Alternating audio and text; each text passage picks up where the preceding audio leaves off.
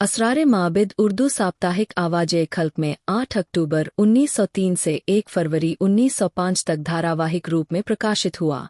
कालांतर में यह हिंदी में देवस्थान रहस्य नाम से प्रकाशित हुआ। हम खुरमा व हम स्वाब इसका प्रकाशन 1907 में हुआ। बाद में इसका हिंदी रूपांतरण प्रेमा नाम से प्रकाशित हुआ।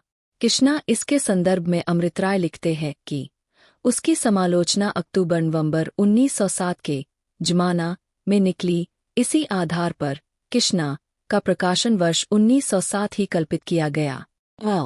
रूठी रानी इसे सन 1907 में अप्रैल से अगस्त महीने तक जमाना में प्रकाशित किया गया। जलवय ईसार यह सन 1912 में प्रकाशित हुआ था। सेवा सदन 1918 ही में प्रकाशित सेवा सदन प्रेमचंद का हिंदी में प्रकाशित होने वाला पहला उपन्यास था। यह मूल रूप से उन्होंने बाजारे हुस्न नाम से पहले उर्दू में लिखा गया, लेकिन इसका हिंदी रूप सेवा सदन पहले प्रकाशित हुआ। यह स्त्री समस्या पर केंद्रित उपन्यास है, जिसमें दहेज प्रथा, अनमेल विवाह, वेश्यावृत्ति, स्त्री पराधीनता आदि समस्याओं के कारण और प्रभाव शामिल है।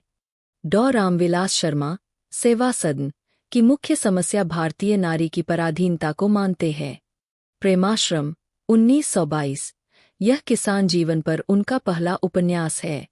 इसका मसौदा भी पहले उर्दू में गोशाए आफियत नाम से तैयार हुआ था, लेकिन इसे पहले हिंदी में प्रकाशित कराया।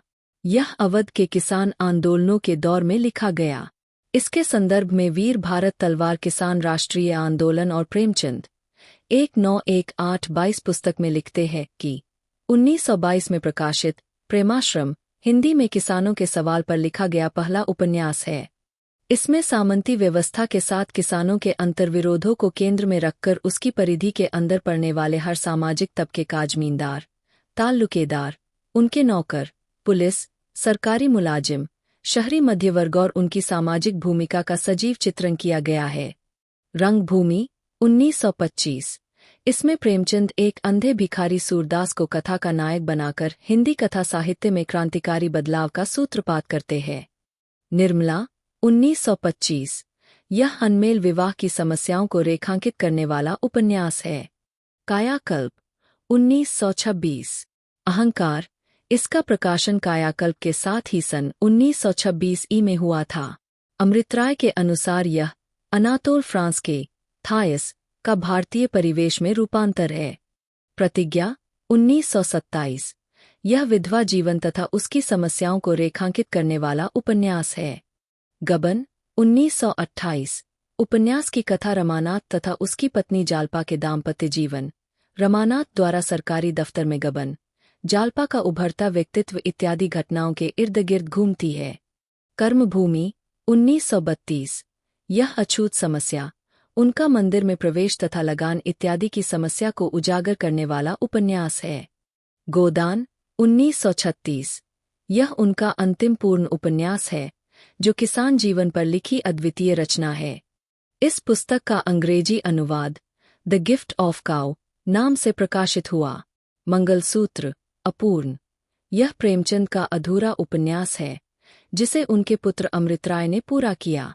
इसके प्रकाशन के संदर्भ में अमृतराय प्रेमचंद की जीवनी में लिखते हैं कि इसका प्रकाशन लेखक के देहांत के अनेक वर्ष बाद 1948 में हुआ। 15 कहानी मानसरोवर इनकी अधिकतर कहानियों में निम्न व मध्यम वर्ग का चित्रण है। डॉ कमल किशोर गोयनका ने प्रेमचंद की संपूर्ण हिंदी उर्दू कहानी को प्रेमचंद कहानी रचनावली नाम से प्रकाशित कराया है। उनके अनुसार Premchandra archived 8 May 2021 at the Wayback Machine ने अपने जीवन में लगभग 300 से अधिक कहानियां तथा 18 से अधिक उपन्यास लिखे हैं। इनकी इन्हीं क्षमताओं के कारण इन्हें कलम का जादूगर कहा जाता है।